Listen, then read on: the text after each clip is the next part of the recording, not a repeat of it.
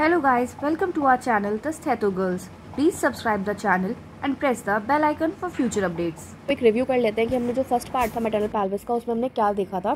तो हमने उसमें सबसे पहले एक टर्म पढ़ी थी कि हमारा फॉल्स पेल्विस क्या होता है। तो हम इस डायग्राम से क्लियर करते हैं। False pelvis is basically the innominate bone जो होती है, हिप बोन जो होती है, उसके इलियक पोर्शन से बनता है। तो ये होगा हमारा फॉल्स पेल्विस। ट्रू पेल्विस जो होता है वो बाउंड्री जो होती है उसकी वो होती है जो भी हमारे बोनी प्रोमिनेंसेस होते हैं, बोनी लैंडमार्क्स होते हैं, उससे कवर्ड होती है। So basically this is the true pelvis. And उसके बाद ये जो डॉटेड लाइन है, ठीक है, हमने एक और बात कही थी किसकी, इनलेट की। इनलेट क्या होता है? इनलेट होती है हमारी ब्रिम ऑफ पेल्विस। सो ये पेल्विस की ब्रिम है, सो this will be the inlet. ठीक है, इतना ही हमने देखा था। उसके बाद हमने बात करी थी इसके जो हमारे डायामीटर्स होते हैं उसके बारे में। सो एक बार उसे भी देख लेते हैं कि हमने क्या देखा था। टॉकिंग अबाउट द डायामीटर्स, हमने क्लासिफिकेशन की थी उसकी 3 पार्ट्स में। एक तो था एंटेरो पोस्टीरियर, जो सेकेंड क्लासिफिकेशन वो होती है हमारी ट्रांसवर्स, और जो लास्ट होती है वो होती है ओब्लिक। ओब्लिक जो होती है वो फर्दर क्लासिफाइड होती है into 2, that is right oblique and left oblique. One by one सबको देखते हैं। एंटेरो पोस्टीरियर में हमने पढ़ लिया था, उसको हम सिर्फ नाम दे देते हैं यहाँ पे। पहला था ट्रू कॉन्जुगेट, जो पार्ट 1 पे था, उसमें डायग्राम्स के थ्रू समझाया था, दोबारा देख सकते हो वहाँ से। Second was the obstetric conjugate and the third was diagonal conjugate. Correct? So let's continue. So the second classification was transverse diameter. उसमें क्या होता है, ये 2 फर्देस्ट पॉइंट जो होंगे पैल्विक ब्रिम के, उनके बीच में होता है over the iliopectineal line. इलियोपेक्टिलियन line जो होती है उसके ऊपर पैल्विक ब्रिम 2 फर्देस्ट पॉइंट होंगे, उनके बीच में होगा। So it will be defined as between 2 farthest points on pelvic brim above iliopectineal line. और ये कितने का होता है? ये होता है 13 सेंटीमीटर का, क्योंकि फर्देस्ट के बीच में होगा तो ये लॉन्गेस्ट होगा ट्रांसवर्स डायमीटर। दूसरा हमने क्या पढ़ा था? थर्ड क्लासिफिकेशन जो थी वो थी हमारी ओब्लिक। ओब्लिक में भी हमारा 2 था, एक था राइट ओब्लिक और एक था लेफ्ट ओब्लिक। ठीक है, वन बाय वन दोनों को देखते हैं। पहले राइट वाला जो होता है ये होता है right sacroiliac joint to opposite iliopubic eminence. Diagram से क्लियर करने की कोशिश करते हैं, बात करेंगे बाद में। तो ये होता है 12 सेंटीमीटर का। Talking about the left oblique, ये होता है लेफ्ट सैक्रोइलियक जॉइंट से अपोजिट इलियोप्यूबिक एमिनेंस तक। ठीक है, और ये भी कितने का होगा? ये भी 12 सेंटीमीटर का होगा। ट्रांसफर्स और ओब्लिक डायमीटर्स देखें, उनको एक डायग्राम के थ्रू हम अंडरस्टैंड करने की कोशिश करते हैं। सो पहले मैं जो पैल्विक इनलेट होता है वो मैं ड्रॉ करती हूँ। So this is our pelvic inlet. Pelvic inlet क्या बताया था? ब्रिम। ठीक है, ये हमारे प्रोमिनेंसेस हैं, that is iliopubic eminences. So one by one देखते हैं। तो पहला क्या है कि ट्रांसवर्स डायमीटर क्या होता है? तो क्या पढ़ा था मैं डेफिनेशन में? 2 फर्देस्ट पॉइंट होते हैं पैल्विक ब्रिम में over iliopectineal line. So farthest point over the iliopectineal line, और ये एक्सटेंशन जो होगा लाइन का ये होगा हमारा transverse diameter. Then talking about the left oblique. Oblique में क्या हो रहा है कि सैक्रोइलियक जॉइंट जो होगा ये हमारा सैक्रोइलियक जॉइंट होगा। ठीक है, सैक्रम और इलियक जो होती है हमारी बोन वो मिल रहे हैं। तो और ये है हमारा iliopubic eminence. So this will be our left oblique, left side पे तो लेफ्ट ओब्लिक। ठीक है ना, lastly right sacroiliac joint to other side of iliopubic eminence, and this will be our right oblique. So hopefully ये अच्छे से clear हो गया होगा। एक डायमीटर और होता है जिसका नाम होता है सैक्रोकॉटिलॉइड। ठीक है, सो ये एक्सटेंड कहाँ से कहाँ तक करता है? Between mid point of sacral promontory to iliopubic eminence. Talking about its length, that is 9.5 centimetre. So diagram में लोकेट करते हैं इसको। तो कहाँ से एक्सटेंशन बता रहा है? पहले इलियोप्यूबिक एमिनेंस पता है कहाँ है, ये हमारा इलियोप्यूबिक एमिनेंस है। कहाँ तक एक्सटेंड करा है, तो mid point of sacral promontory. Sacral promontory ये है, इसका मिड पॉइंट ये जो होगा, I am marking it with yellow, this will be a sacrocotyloid. ठीक है, ये हो गए हमारे डायमीटर्स सारे। Not further, the other part of maternal pelvis is cavity. So what is a cavity? Cavity हम नॉर्मल इंग्लिश में भी बात करें तो कैविटी क्या होती है? एक स्पेस होती है, एक गड्ढा जैसा होता है। सो ये वो सेगमेंट है ऑफ पैल्विस का, सेगमेंट ऑफ पैल्विस जो कि ऊपर से बाउंडेड किससे होगा? Bounded by inlet above and plane of least pelvic dimensions, जहाँ पे जो पैल्विक डायमेंशंस होंगी वो सबसे ज़्यादा कम होंगी बिलो। ठीक है, तो ऊपर हो गया हमारा इनलेट से बाउंड हो रहा है और नीचे लीस्ट पैल्विक डायमेंशंस के प्लेन से हो रही है। ठीक है, इसकी शेप क्या होती है? Shape is almost round. इसका प्लेन कैसा होगा? इसका प्लेन होगा from mid point of posterior surface of symphysis pubis to junction of second and third sacrum। ठीक है, दूसरी चीज़ क्या है? जो ये जो है ये प्लेन होगा, इसका plane of greatest pelvic dimensions. अब कैविटी का एक्सिस क्या होता है? एक्सिस होगा मिड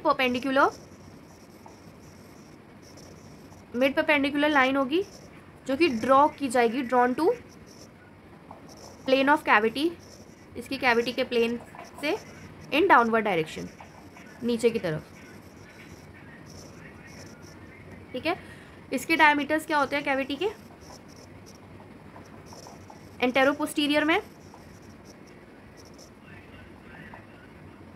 कहाँ से कहाँ तक होगा? तो mid point on posterior surface of symphysis pubis to junction of second and third vertebrae. ये हो गया एंटेरोपोस्टीरियर। दूसरा ट्रांसवर्स डायमीटर की बात करते हैं, इसके हम कैविटी के डायमीटर्स की बात हो रही है यहाँ पे। तो ये जो होते हैं, ये होते हैं कांट बी प्रिसाइजली मेजर, हम इजीली ना मेजर नहीं कर सकते, ये क्योंकि जो इसके पॉइंट्स होते हैं वो सॉफ्ट टिश्यूज़ पे लाई करते हैं। ठीक है, और इसकी लेंथ होती है 12 सेंटीमीटर की। ये जो डायमीटर्स थे ये थे कैविटी के, और जब ऊपर हमने बात करी थी वो थे हमारे इनलेट के। ठीक है, जो भी ऊपर डिस्कशन था अब तक का वो इनलेट का था, फिर कैविटी हो गया। अब आगे बात करते हैं, तो आगे क्या आता है? आउटलेट। आउटलेट दो होते हैं, पहला ऑब्स्टेट्रिकल और दूसरा एनाटॉमिकल। दोनों को देखते हैं। सो ऑब्स्टेट्रिक का क्या है? चलो अलग से लिखते हैं इन्हें भी। Obstetrical outlet one by one discuss करते हैं। सो ये ऊपर से किस चीज़ से बाउंडेड होगा? Bounded above by again plane of least pelvic dimensions and below by anatomical outlet. ठीक है, बाकी चीज़ों में देखते हैं। तो एंटीरियर जो वॉल होती है इसकी वो डेफिशिएंट होती है एट प्यूबिक आर्च पे डेफिशिएंट होती है। जो इसकी लेटरल वॉल होती है वो इस्चियल बोन से बनती है, और जो इसकी पोस्टीरियर वॉल होती है वो कॉकेक्स होता है। ठीक है, शेप कैसी है इसकी? Shape is antero posteriorly oval. ठीक है, प्लेन जो होगा वो भी इसका वही होगा, plane of least pelvic dimensions और नैरो पैल्विक प्लेन होगा, और ये नैरोएस्ट प्लेन होता है पैल्विस में। तो इसका जो प्लेन है सिर्फ इतना लिख लेते हैं, नैरोएस्ट प्लेन ऑफ पैल्विस। ठीक है, इंटरनल रोटेशन यहीं पे होती है, इंटरनल रोटेशन। ठीक है, इतना हो गया। इसके भी डायमीटर्स होते हैं, but not much of importance, but हम इन्यूमरेट कर सकते हैं. सो डायमीटर्स आर ट्रांसवर्स, ठीक है, जो एक्सटेंड करेगा between tips of two ischial spines. Antero posterior diameter जो होंगे वो होंगे इसके inferior border of symphysis pubis to tip of sacrum. फिर आता है post sagittal diameter, that will be between sacrum and midpoint of bisphinous diameter. Bispinous diameter हमारा कौन सा होता है, जो ट्रांसवर्स डायमीटर होता है आउटलेट का. इस यहाँ पे मैं लिख देती हूँ, बाइस्फाइनस पी से हम बोलते हैं. ठीक है, इतना हो गया. सो दिस इज ऑल. और इसमें एक इम्पॉर्टेंट चीज़ और होती है, वो आगे बात करेंगे. पहला दूसरा देख लेते हैं हम इसका, वो है एनाटॉमिकल आउटलेट. एनाटॉमिकल आउटलेट इसे हम बोनी आउटलेट भी बोलते हैं, also known as bony outlet. Bounded देखेंगे तो ये फ्रंट में किससे होता है, lower border of symphysis pubis,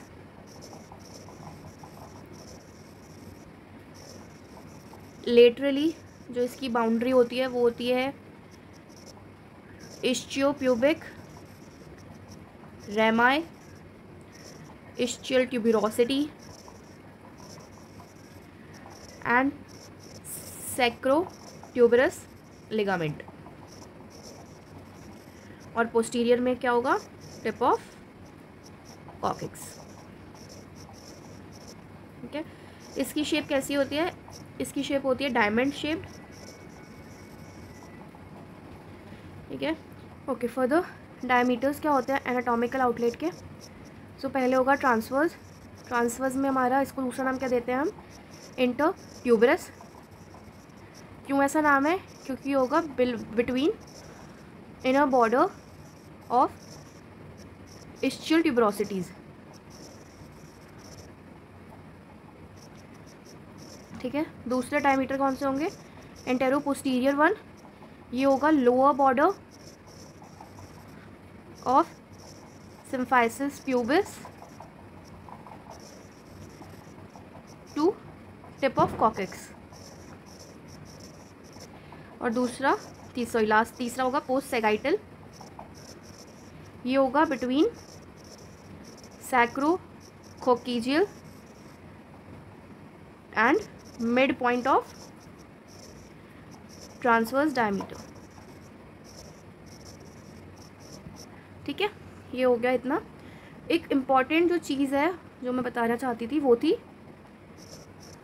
pubic arch. इसे और डिस्कस कर लेते हैं. प्यूबिक आर्च क्या होती है, ये फॉर्म होती है form by descending रेमाई of both sides.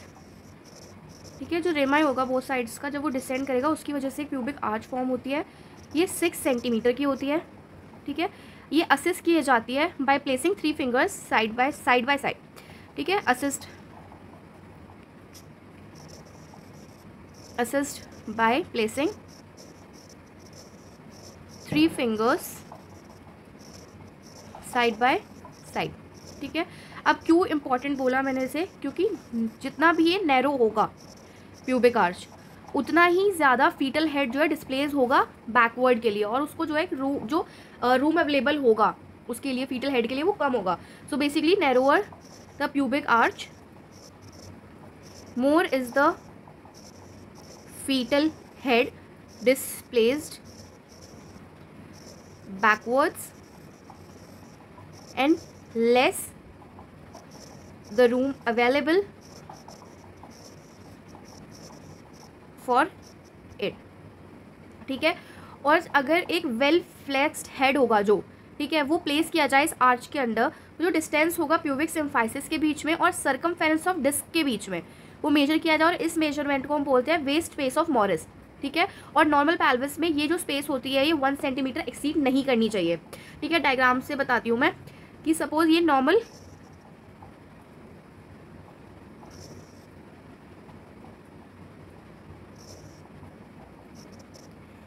Pubic arch है, ठीक है, normal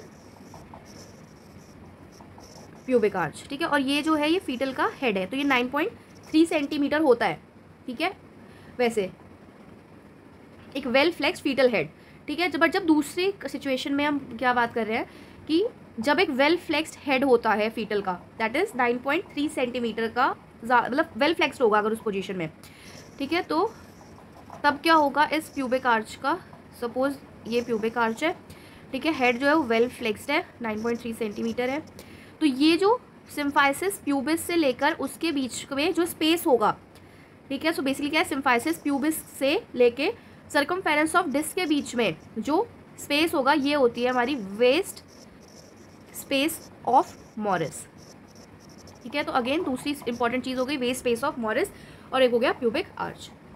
okay, said that's all about the maternal pelvis. I hope समझ में आया होगा और मैंने अपने पॉइंट्स क्लियर किए होंगे। Thank you for watching.